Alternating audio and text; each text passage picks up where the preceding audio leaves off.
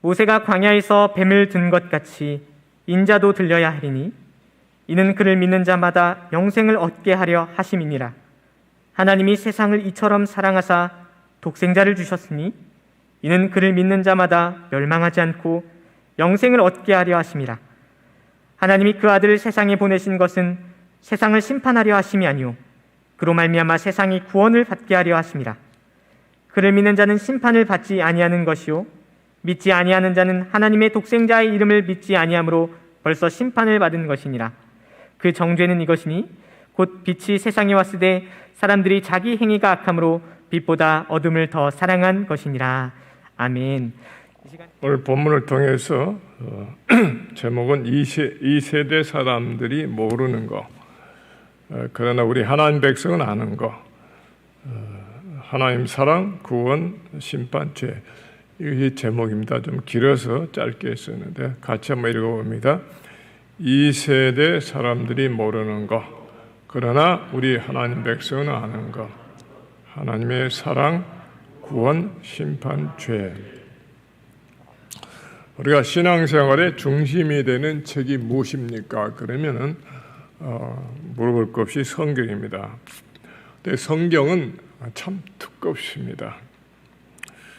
그리고 66권이 되는데 이 66권이 산만하지 않으냐? 아닙니다. 아주 일체입니다. 일자. 내용이 하나입니다. 1년에 한 번씩 읽으라 목사님 말씀하시지만 그건 얼마나 1년에 한 번씩 읽는지요. 할 수 있는 대로 1년에 한 번은 꼭 읽으시기를 바랍니다.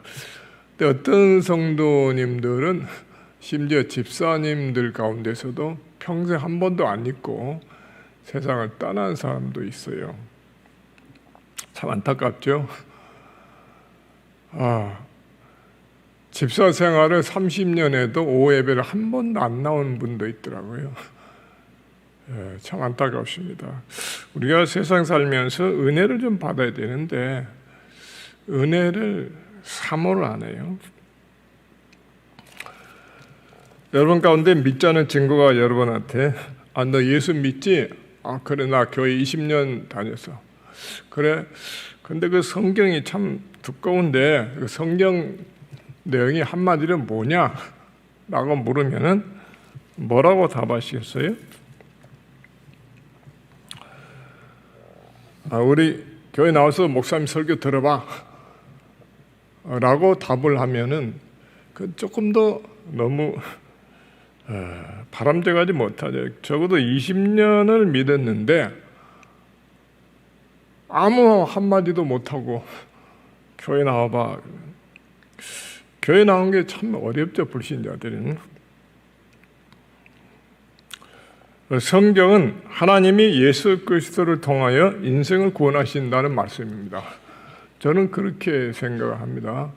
여러분 또 어떻게 말씀할지 모르겠는데 이 성경 여러 가지 지식이 있고 문학적 내용도 있겠지만은 일부고 하나님께서 우리를 구원하신다는 그런 내용입니다. 구약의 39권, 신약 27권은 같은 내용입니다. 구약시대 하나님 백성이나 신약시대 하나님 백성이나 똑같이 예수 그리스도를 믿음으로 하나님 백성이 됩니다. 구약시대 예수님 오시기 전인데 그들이 예수님 몰랐을 텐데 어떻게 예수님을 통하여 구원받았느냐? 여러분 구약시대 제사제도는 예수님의 속죄를 믿는 약속의 제사입니다. 이스라엘 백성이 소와 양으로 제사를 드렸는데 사실 그 짐승의 피가 사람의 죄를 속하느냐? 히브리서 보면 짐승의 피는 사람의 죄를 속할 수 없다고 그랬어요. 그럼 어떻게 되냐? 그 짐승의 피는 예수 그리스도를 예표하는 것이다. 마치 100만 원짜리 수표를 들고 가게에 갔어요. 냉장고를 샀어요. 100만 원짜리 수표를 줍니다. 이 종이 한 장이에요. 근데 받았어요. 받고 그 가게 주인은 은행에 가서 수표를 현금 100만 원으로 받고 갑니다. 그 다음에 그 수표는 구멍 빵 뚫으면 그냥 휴지로 없어져 버려요. 구약시대 제사는 예수님께서 오셔서 완성한 후에는 다시는 드리지 않습니다. 오늘 강단만 있지, 설교단만 있지 제사 의식하는 데가 없어요.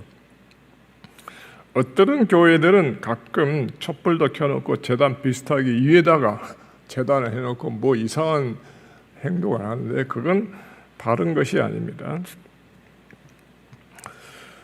구약은 예수 그리스도의 예표입니다. 요한복음 3장 14절 15절 오늘 보면 모세가 광야에서 뱀을 든 것 같이 인자도 들려 하리니 이는 그를 믿는 자마다 영생을 얻게 하려 하십니다. 민수기 21장 4절 9절 보면 이스라엘 백성이 강한 땅을 향해 가는데 길이 험하고 뜨거운 햇빛에다가 물이 없습니다. 그래서 맨날 물 걱정해야 돼요. 하나님께서 물을 주시는데 또 목이 말라요. 맨날 물 걱정해야 되고 만나를 날마다 내려주긴 합니다.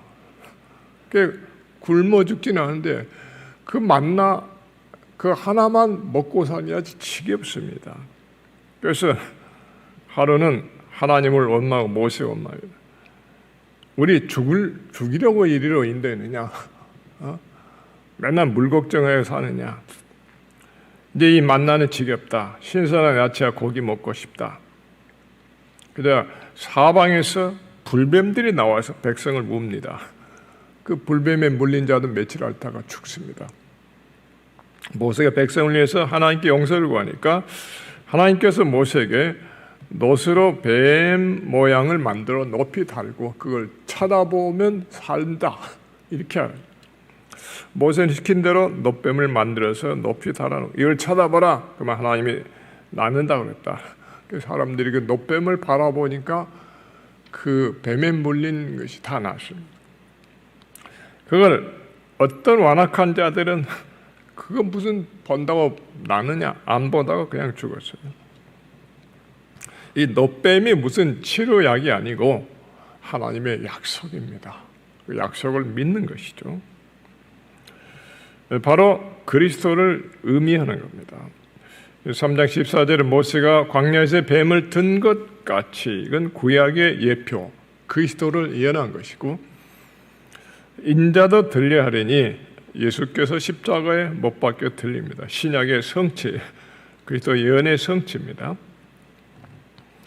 그 다음에 3장 16절은 14, 15절에 같은 말씀을 반복하는 겁니다. 하나님이 세상을 이처럼 사랑하사 독생자를 주셨으니 이는 그를 믿는 자마다 멸망하지 않고 영생을 얻게 하려 하십니다. 그 다음에 17절은 하나님이 그 아들을 세상에 보내신 것은 세상을 심판하려 하심이 아니요 그로 말미암아 세상을 구원하려 하려 하십니다. 심판이 없다는 뜻이 아니고 구원받는 목적이 우선이라는 뜻입니다. 그러나 구원을 거부하면은 하나님의 심판은 받게 되십니다. 이미 심판은 있으니까. 오늘 3장 16절 19절에서 네 가지 내용이 있습니다. 첫째 하나님의 사랑, 둘째 구원, 영생과 세 번째 심판, 즉 멸망과 네 번째 죄, 정죄라는 이 네 가지 단어의 의미는 엄청 큰 것입니다. 그 무게가 지구보다 더 무거운 겁니다. 이 네 가지는 다 연관이 돼요. 하나를 떼버리면 의미가 제대로 알 수가 없습니다. 어떤 사람의 전도지를 주면서 하나님 당신을 사랑합니다 라고 말하면 그 사람이 어떻게 반응합니까? 아, 네 그래요 하고 눈물을 흘리며 감사합니까? 그건 얼마나 좋겠습니까마는 대개 전혀 반응이 없습니다. 하나님의 사랑을 불신하고 무시하고 거짓말이다. 하나님 사랑하면 왜 내가 이렇게 어렵냐? 세상에 왜 이렇게 고통이 있고 어려움이 있느냐? 그러나 하나님을 믿는 우리는 하나님의 사랑을 믿습니다. 정도가 차이겠지만은 믿음의 차이에 따라서 우리는 하나님이 나를 사랑하신다고 믿습니다. 두 번째, 예수 믿고 구원받으세요 라고 하면은 어떻게 반응합니까? 구원? 내가 무슨 구원을 받아야 되냐? 내가 뭐 물이라도 빠졌느냐? 나는 이게 잘 살고 있다. 세 번째, 하나님의 심판에서부터 구원받으세요. 내가 왜 심판을 받아? 내가 무슨 죄를 지었는데? 나는 교도소에 간 적이 없다. 네 번째, 모든 사람이 죄인입니다. 내가 왜 죄인이야? 나는 자유인이야. 사람은 하나님을 불신하고 구원받을 필요를 알지 못하고 심판받을 죄가 없다. 사랑과 구원, 심판, 죄 이게 다 연결되어 있습니다. 이 사랑만 말하면 그 사랑이 무슨 사랑인지 모릅니다. 하나님 당신을 사랑하셔서 구원하시려고 독생자를 보내셨습니다. 이렇게 말해요.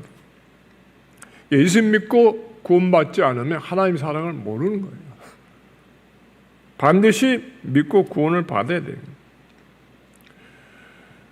또 사랑과 구원을 분리해서 생각할 수가 없는 것이죠. 자, 사랑.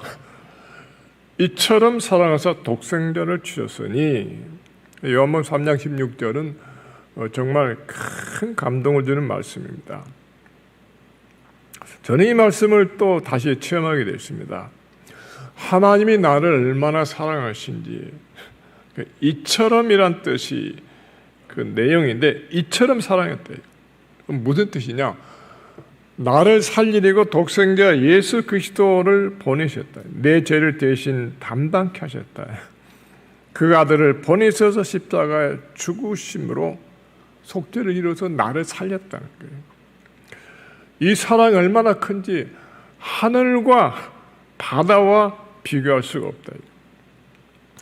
자, 근데 그 큰 사랑을 내가 너무나도 조금밖에 느끼질 못하고 알지를 못합니다. 제가 오랫동안 신앙생활 하면서도 설교를 많이 했으면서도 하나님의 사랑을 내가 너무나 다 알지 못하고 있다. 아마 성도님들 중에서는 하나님의 사랑을 더 깊이 체험한 분도 있겠죠. 저는 조금밖에 알지를 못해요.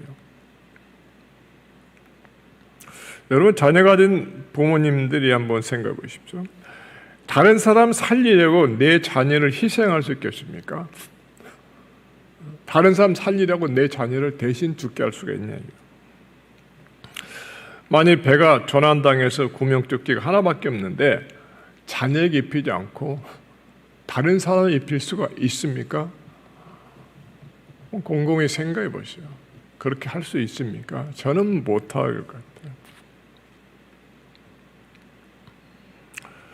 하나님께서는 그렇게 하셨어요. 나를 살리기 위해서. 그럼 그 사랑이 얼마나 큰가? 그 사랑 우리가 가슴에 얼마나 느끼고 있느냐? 사랑이란 것은 말과 글만 아니고 느끼는. 아기는 엄마의 사랑을 어떻게 합니까? 그 엄마 품에서 사랑이란 말을 모르기 사랑을 느낍니다. 내가 너를 사랑한다는 말 이전에 사랑을 아기는 알고 있습니다. 우리 하나님의 사랑을 얼마나 알고 있습니까? 하나님이 당신을 사랑합니다 라는 말이 우리에게 별로 와닿지도 않고 수박 껍질을 씹는 것처럼 느낌이 없습니까? 그럼 어떻게 하나님을 안다고 할 수 있겠습니까? 여러분, 사랑하는 사람을 사랑한다고 말할 때는 그 느낌 있잖아요. 수박 껍질을 맛보는 그런 아무런 느낌이 없지 않습니다. 부모가 자녀를 사랑한다 할 때, 자녀가 아빠 엄마 사랑해 말할 때, 남녀가 서로 사랑하는 애인을 사랑한다 말할 때 그 가슴에 느낌이 있잖아요. 이 사랑이란 머리에서만 나오는 것이 아니고 가슴에서, 그 영혼에서 나오는 것이죠. 하나님의 사랑은 말과 글로만 알 수가 없습니다. 성도가 각자 가슴으로 영혼으로 체험하는 겁니다. 내가 직접 그 사랑을 체험하지 않으면 아무리 하나님의 사랑을 말하고 아무리 설교를 들어도 저 수박 껍데기 씹는 것처럼 느낌이 없어요. 그래서 우리는 하나님의 이 큰 사랑을 알게 달라고 기도해야 돼요. 이건 굉장히 중요한 겁니다. 하나님의 사랑을 알면은 그렇게 좋을 수 없을 겁니다.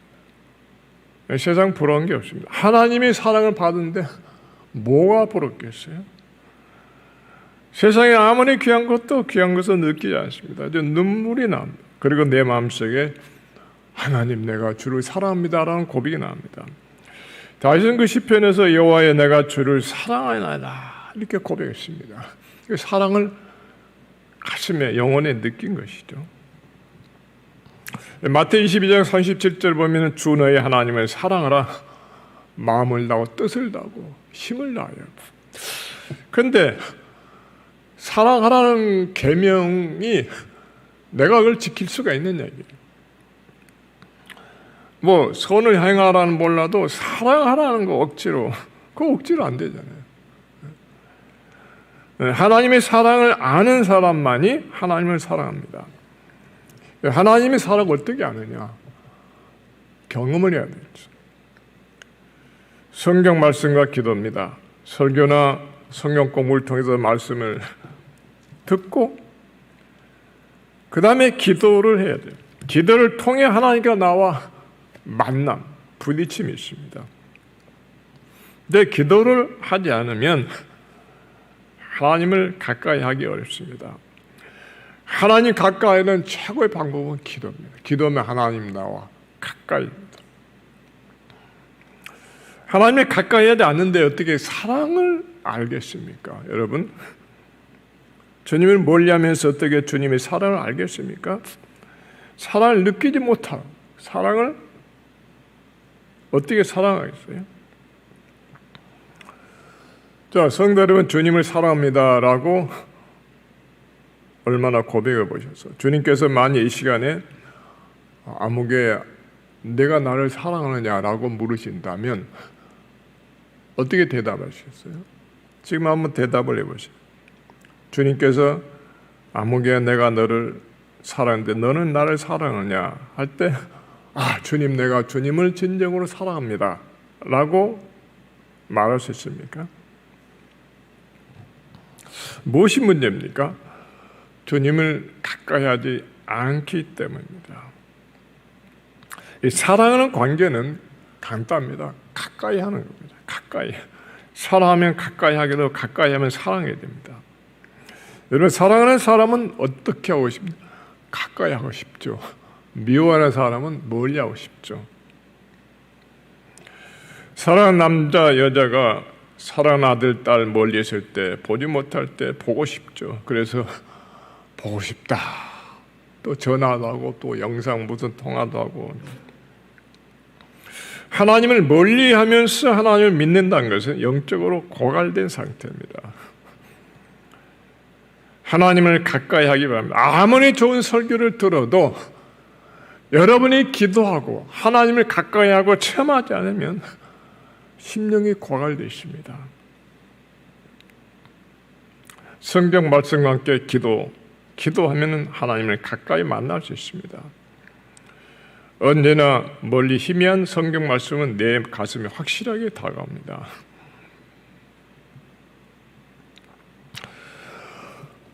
이 예배 시간은 하나님과 가까이 있는 시간입니다. 모든 세상과 단절하고 온 성도가 함께 한 시간에 같은 시간에 있어요. 하나님께서도 우리의 가까이 와 계십니다. 우리가 마음으로 기도합니다. 하나님, 내가 하나님을 가까이 하고 싶습니다. 하나님의 사랑을 알기를 원합니다. 그리고 하나님을 가까이 하면서 살겠습니다. 이렇게 이런 마음을 가지고 예배를 참석하고 예배를 드리고 그리고 나아갈 수 있게 바랍니다. 그저 와서 설교만 듣고 물론 아는 것보다 낫겠지만 하나님과 나와의 가까움이 있어야 됩니다. 두 번째, 구원입니다. 영생을 얻으리라. 만일 하나님이 우리를 사랑하지 않았더라면 독생자를 보내지 않으셨을 것이고, 독생자를 보내시면 우리를 구원하게 합니다. 이 구원을 말할 때는 사랑을 말하지 않을 수 없습니다. 사랑 없이는 구원이 없습니다. 또 구원을 말할 때는 사랑과 동시에 심판도 말해야 됩니다. 심판이 없다면 구원받을 필요가 없습니다. 왜? 심판이 없는데 무슨 구원이 필요하겠어요? 이제 복음을 말하면서 심판을 언급하지 않고 사랑만 말하면 그 복음이 무슨 복음이 되겠어요? 믿어지지 않죠. 내가 구원받을 이유가 없다. 그 예수님의 십자가는 뭐냐? 공연히 십자가에 죽으시는 참 불쌍하다. 예수님이 십자가를 보고 죄를 회개하고 구원받았는데 그건 처량하게만 보는 거예요. 이게 무슨 믿음입니까? 그 예수님이 인류의 모범이 될 뿐이다. 온수까지 사랑하고 선한 분이다. 해서 예수님을 인도주의적 입장에서 바라본 사람입니다. 자유주의 신학자들은 예수 그리스도는 속죄를 부인합니다. 소위 성자라고 일컫는 슈바이처 박사. 그 슈바이처 박사는 그가 보는 예수관은 그렇습니다. 예수는 우리의 모든 인류의 모본이다. 그러나 그리스도의 속죄는 아니다. 메시아는 그가 메시아인 줄 착각하다가 자기가 메시아라고 하다가 사형을 당해서 죽은 자다. 그러게 그리스도의 속죄를 믿지 않았어요. 그건 기독교가 아닙니다. 이 자유주의 신학은 매우 위험합니다. 그건 믿어도 구원받지 못합니다. 속죄 없는 사랑은 그리스도의 사랑이 아닙니다. 구원은 심판으로부터 구원 아닙니까? 하나님의 심판으로부터 영원히 지옥의 형벌을 받을 수밖에 없는 죄인을 하나님이 불쌍히 있어서 우리를 구원하시려 그 아들을 보낸 겁니다. 구원은 반드시 심판과 사랑을 동시에 말해야 의미가 있습니다. 하나님의 심판이 없다면 그리스도의 십자가 속죄는 필요가 없고 예수 그리스도는 그저 헛되이 죽은 겁니다. 오늘 복음에서 심판을 말하지 않으니까 사랑도 퇴색해버리고 구원도 의미가 없어집니다. 오늘날 너무 많은 유명한 분들의 설교를 들을 기회가 많은데 가끔 들어보면은 이 심판에 대한 내용이 없어요. 그러니까 예수 믿고 복 받으세요 그러면은 그건 예수 믿고 부자 되라는 말로 착각합니다. 실제 어떤 유명한 목사님은 유튜브 보면 그렇게 했어요. 가난에서부터 해방을 얻는 길. 그게 복음입니까? 물론 이게 예수 믿고 성실히 살면서 또 복을 받아서 잘 될 수가 있죠. 그러나 이건 복음의 핵심이 아니라. 세 번째, 하나님의 심판. 하나님은 반드시 죄인을 심판합니다. 근데 이 심판한다는 말을 안 하고 있어요. 안 하고. 그러니까 들을 수가 없는 것이죠. 우리 어렸을 때는 이런 말을 많이 했습니다. 얘 너 나쁜 짓 하면 벌 받아 그러면 움찔하면서 반성합니다. 근데 요즘 아이들은 그런 말 하지 않아요. 요즘 뭐 벌 받는다 그러면 피식 웃어버려요. 벌은 무슨 벌이냐. 교회에서조차 심판의 말을 듣기가 어렵습니다. 죄는 다 용서받는데 무슨 벌이냐? 당신 율법주의냐? 하나님 벌을 내리게 좋아하는 분이냐? 아니다. 하나님은 사랑이다. 심지어 여호와 정의는 하나님은 지옥을 만들지 않았다. 사랑의 하나님 어떻게 지옥받는 형벌받는 사람을 고통을 보고 그냥 계시겠느냐? 지옥은 없다. 그러다 보니까 회개가 없습니다. 회개가 뭡니까? 죄를 떠나고 하나님 나의 지은 죄를 용서해 주옵소서, 그게 아닙니까? 회개에 대해서 복잡하게 단어를 나열하고 너무 사람들이 복잡하게 만듭니다. 회개는 단순해요. 죄를 떠나는 거예요. 그 죄 용서 받는 거예요. 그러면은 뭐 그리 복잡하게 설명을 합니까? 또 복잡하게 하면 그걸 또 좋아하는 교인들이 있어요. 죄는 회개치도 않으면서 냄새나는 똥통에서 나오지 않으면서 하나님 용서해 주세요, 용서해 주세요. 사람의 코는 5분만 지나면 마비가 돼요. 옛날에 우리 어렸을 때는 변소를 이렇게 푸세식이니까 이 똥찌개를 치고 나르는 분도 있어요. 참 저 일을 어떻게 할까 하는데 그 옆에 5분만 지나면 냄새가 안 나요. 구수하게 여깁니다. 죄라는 것은 죄 가운데 있으면 전혀 의식이 없어요. 좋게만 여기죠.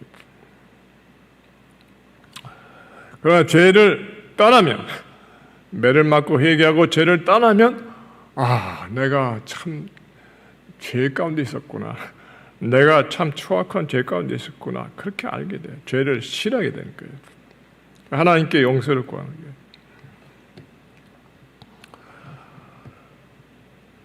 거예요. 네 번째, 죄인입니다. 죄인은 누구를 죄인이냐? 하나님을 떠난 자가 죄인입니다. 모든 사람은 이미 죄인입니다. 아담과 하와 이후로 하나님을 떠난 자가 다 죄인입니다. 날 때부터 하나님을 떠났어요.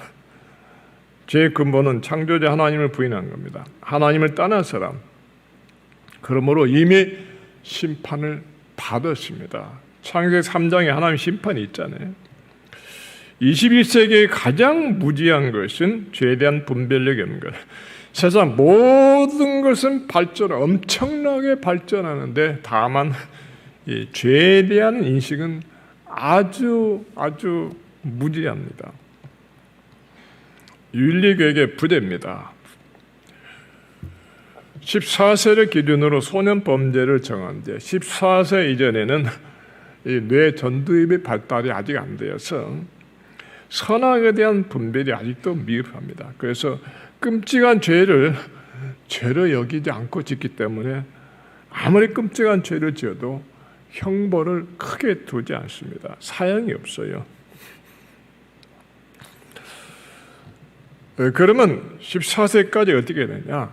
아이들에게 이건 죄다, 이건 선하다, 악하다 이렇게 가르쳐야 돼요.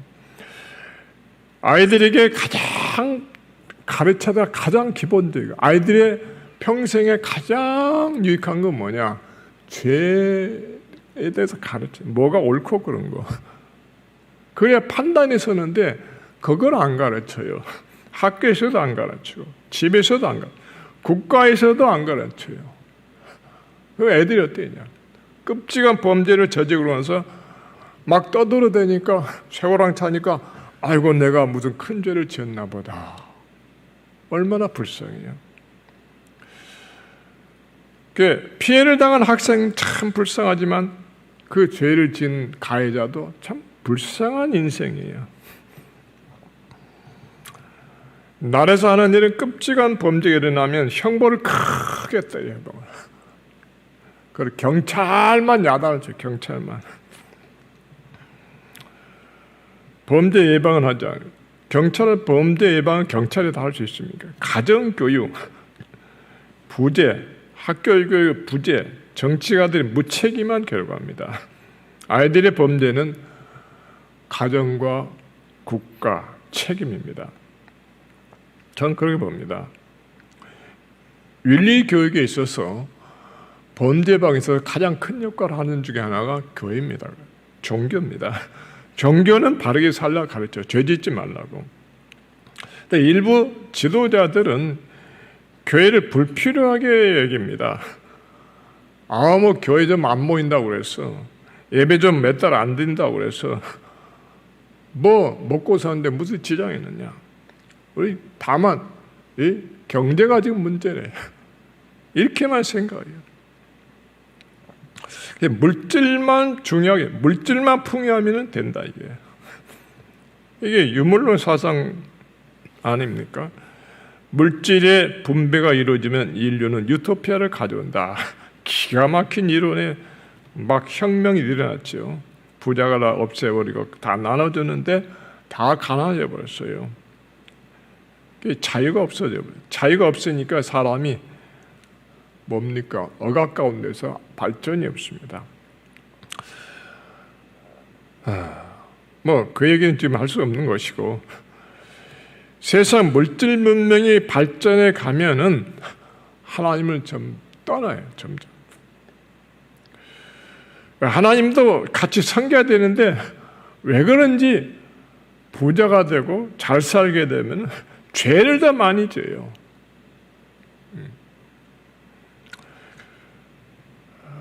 죄가 무엇인지 점점 모릅니다. 그럼 짐승과 다를 바가 없습니다. 그래도 믿음 있는 사람은 그걸 잘 컨트롤합니다. 권력과 부를 잘 컨트롤해서 하나님을 위해서 쓰는데, 믿음이 없는 사람, 불신 세계는 그렇지 않습니다. 두 번째, 더 큰 죄는 예수 믿지 않은 죄입니다. 모든 사람이 하나님을 떠나 죄를 지는데 예수님을 보내서 죄를 회개하고 하나님 백성 삼으시는데 그걸 거절했어요. 이게 죄다 이거예요. 3장 19절에 정죄는 이것이니 곧 빛이 세상에 왔을 때 사람들이 자기 행위 악함으로 빛보다 어둠을 더 사랑한다. 나는 이게 더 좋다. 나는 예수 안 믿고 이대로 살겠다. 더 큰 죄입니다. 죄인을 구원하려고 하나님께서 독생자를 보내셨는데 그 독생자를 받아들이지 않는 게 죄라. 왜 예수를 믿어야 되는지를 우리가 누가 물어보면 가르쳐 줘야 돼요. 죄인을 하나님이 구원하시려고 예수를 보내는데 그 예수님을 거절하고 죄산 받기를 거절하니까 그게 더 큰 죄라는 거. 그게 못합니까? 몰라 그냥 교회 나와 목사님 설교 들어봐. 이러면 안 되겠죠.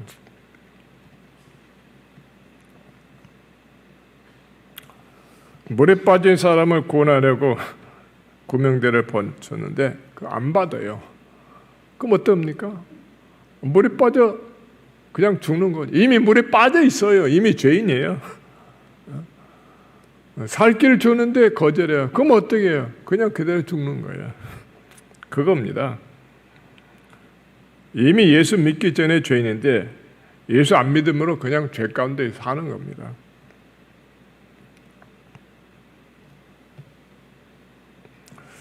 이 구원받은 교회, 우리 성도는 특징이 첫째가 거룩함입니다. 구별되어 있어요. 믿지 않은 사람과 우리는 구별되어 있다. 하나님이 택한 백성이고 하나님을 안 믿는 사람 구별되어 있잖아요. 예수님은 그의 피로 교회를 거룩하게 하셨습니다. 에베소 5장 25절 보면 그리스도께서 교회를 사랑하시고 교회를 위하여 자신을 주신 거예요. 교회라니까 무슨 건물이 아니고 우리입니다. 우리 교회 우리들을 사랑하시고 어느 정도냐 자신을 주심 사랑해서 자기의 피를 흘려서 구별하시고 깨끗하게 하셨다. 그러므로 사도 바울은 주님의 피로 거룩하게 하신 교회를 더럽히지 말라. 너희 성전을 더럽히지 말라. 우리가 죄지면은 주님께서 피로 거룩하게 해주신 우리 자신을 더럽히는 게 죄입니다. 주님께서 얼마나 사랑하시는지 교회를 그러면 목숨까지 주시느냐. 이보다 더 큰 사랑이 어디 있겠어요? 우리는 매일 두 가지 길에서 선택하며 살아갑니다. 한눈 팔면 순간 죄악으로 빠집니다. 계시록 22장 11절 보면은 불을 행하는 자는 그대로 불의를 행하고 더러운 자는 그대로 더럽고 의로운 자는 그대로 의를 행하고 거룩한 자는 그대로 거룩하게 하라. 무슨 뜻입니까? 그냥 죄 짓고 그냥 살라 그런 뜻이 아니고 이 세상 종말이 갈수록 더욱더 세상은 불의하고 악해진다, 추해진다. 의로운 자는 그들을 본받지 말라. 나 혼자 깨끗이 산다고 해서 이렇게 생각하지만 나 혼자라도 바로 살라. 거룩한 자는 그대로 거룩하게 하라. 보라, 내가 줄 상이 있어 각각 그 행한 대로 갚아주리라. 죄라는 것은 죄의 정체를 다릅니다. 죄는 기쁨, 즐거움을 줍니다. 잠시. 여러분, 죄는 사람의 즐거움을 준다고 생각해요.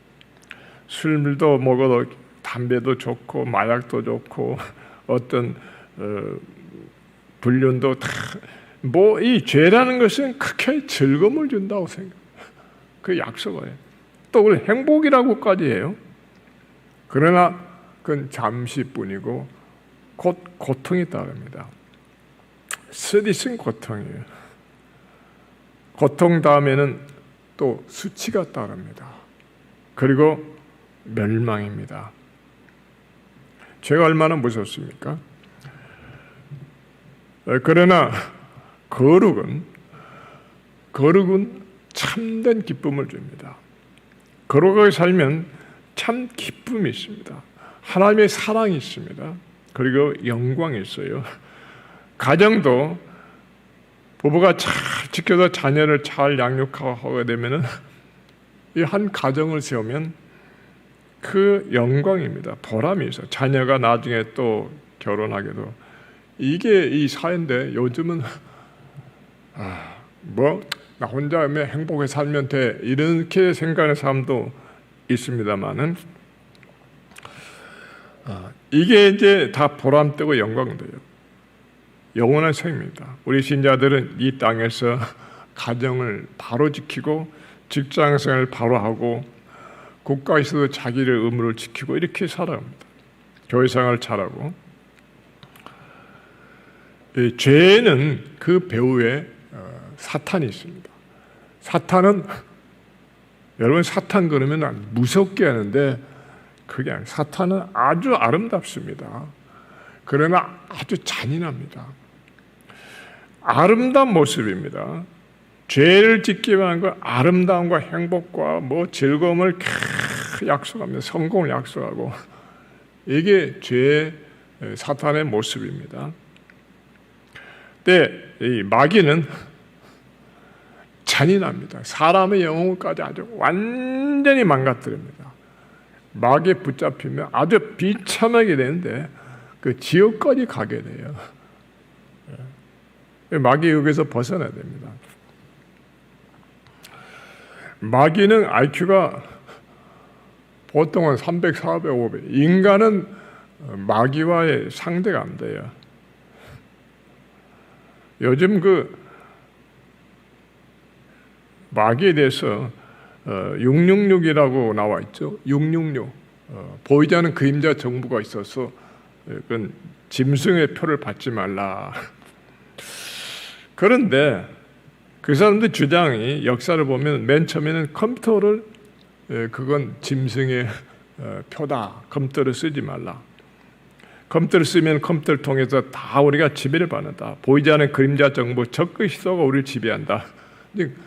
컴퓨터 안 쓴 사람이 누가 있어요? 컴퓨터 쓴다고 해서 우리가 지배받습니까? 그 다음에 바코드가 있어요. 물건 하나 하려면 바코드가 다 있는데 그 바코드는 그림자 정부 적그리스도가 우리를 지배한 것이다. 근데 바코드 없이 물건 삽니까? 요즘 또 뭐가 나왔어요? 백신 맞지 말라. 백신에 그거 맞으면 그 666 칩이 들어가가지고 우리가 또 적그리스도 지배받는데 얼토당토 아는 말도 안 되는 말 하는데 엄청난 많은 사람들이 그 말을 믿고 따라가요. 마귀 수법은 딴 데 정신 팔려요. 이건 마귀가 아니에요.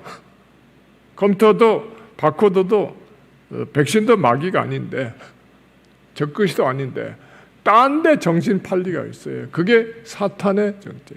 666 주장한 자들은 사탄이에요. 사탄. 마귀에 속아 넘어간 자들이에요. 그 거짓과 이단들이 엄청 많아서 다 말할 수 없어요. 여러분들이 교육자님 통해서 잘 의심나는 것을 물어보시길 바랍니다. 사탄은 아름답게 다가오고 부드럽게 다가오고 그 다음에 잔인합니다. 끝까지 사람을 아주 멸망시킵니다. 우리는 하나님의 백성으로 택하심을 받고 거룩하게 있어서 감사합니다. 우리가 하나님의 택한 백성, 구별된 백성인 줄 알고 확신 가지고 나아갈 수 있기를 바랍니다. 마지막으로 우리 자녀들의 기도에 대해서입니다. 우리 자녀들이 기도할 줄 아는가? 요즘 아이들은 참 똑똑한데 아신 것은 기도를 제대로 할 줄 아는 아이가 있어요. 제대로 한다고 해서 기도를 배워가지고 물론 가르치는 것도 중요했지만 기도는 내가 해야 돼요. 내가 하나님과 나가 영적으로 튀어가지고 만남 있고 내 음성으로 내 사정을 안 하고 응답을 받고 이게 기도입니다. 사라의 창세기 21장 보면 아브라함의 집에 있는 여종 사라의 여종이 하갈이 쫓겨났습니다. 광야에서 길을 잃고 목마릅니다. 떡과 물을 주어주는데 길을 뱅뱅 돕니다.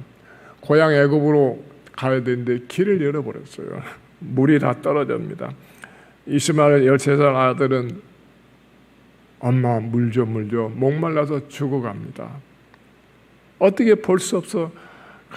이 하갈은 좀 떨어져서 하나님 내 아들이 살려주세요 하면서 부르짖습니다. 한참 눈물 흘리고 하는데 이렇게 떠보니까 저기 샘물이 있어요. 하나님께서 하갈의 눈을 열어서 샘물을 발견하게 했어요. 그 물을 길어가지고 푸대에 담아가지고 마시고 애굽으로 살아 돌아가서 나중에 이스마엘 에돔 족속이 됐죠. 이스마엘 족속이 됐죠.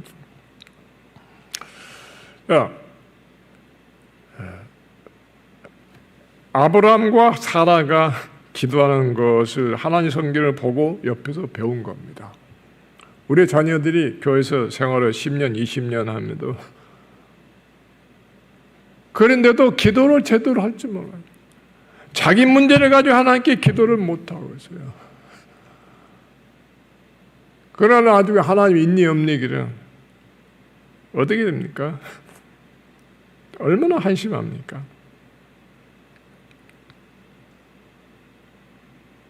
답답하죠. 그저 큰 다음에는 맨날 기도 제목 내 아들 내 딸 교회 나오게 되려고 맨날 제가 목회 때문에 기도 제목 나오는데 참 답답합니다. 답답해요.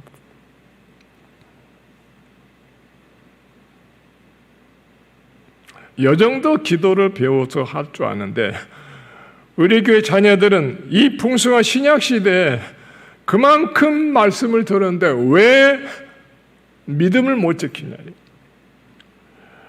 왜 기도를 못 하느냐 이게. 내가 너를 위해서 기도해준다. 기도는 자기가 해야 되는 거, 남이 도와주는 건 보조입니다. 다윗은 내가 내 음성으로 기도하니 하나님이 들으셨다. 하나님 내 음성을 들으셨다요. 하나님은 각자의 음성을 듣기를 원하세요. 하나님 앞에 내 문제를 토로하시기 바랍니다. 토로할 수 있게 바랍니다.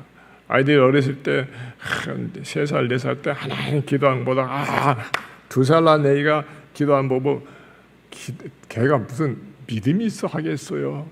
그걸 믿음이라고 보면 절대 안 됩니다. 자기 신앙을 갖고 자기 기도하게 해야 됩니다. 성경은 살아계신 하나님께서 예수 그리스도를 통하여 인생을 구원한다는 말씀입니다.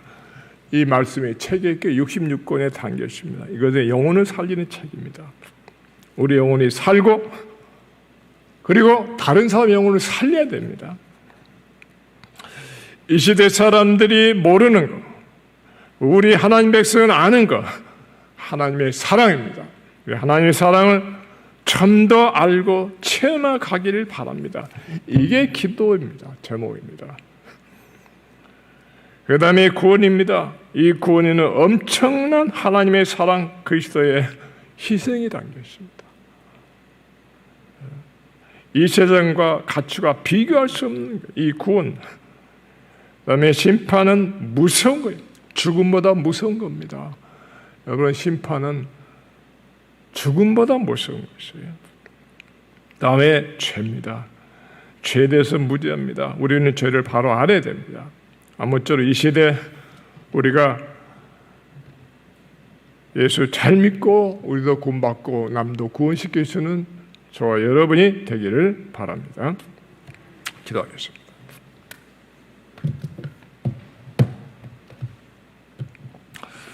하나님 감사합니다. 죄 가운데 빠진 우리를 날 때부터 우리는 아무것도 모르고 죄 가운데 살던 저희들을 예수 그리스도를 보내셔서 또 복음을 듣게 하시고 믿음을 주시고 구원받게 하심을 감사드립니다. 우리는 하나님의 사랑을 경험하고 압니다. 좀 더 알게 해주시고 우리가 하나님의 주시는 구원을 예수 그리스도 통하여 받았사오니 이 구원의 가치를 좀 더 알게 하여 주시고 심판이 얼마나 무서운 것을 좀 더 알고 각성하게 하여 주시고 주여 죄에 대한 분별력을 갖게 해주시기를 간절히 빕니다. 우리 자란 아이들이 바른 말씀에 굳게 서서 이 시대 이 모든 죄악 세상을 이기고 구원해 나갈 수 있는 믿음이 귀한 하나님의 백성으로 성장해 주시기를 하게 되기를 주님 간절히 빕니다.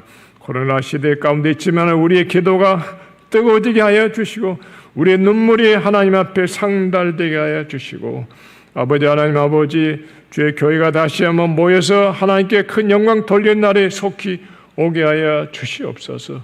우리 가정과 국가와 이 전 세계 하나님께서 불쌍해 주시고 주여 모든 죄를 다 용서하시고 이 코로나가 빨리 끝나게 해주시기를 주님 간절히 비옵나이다. 예수 그리스도 이름으로 간절히 기도드리옵나이다. 아멘.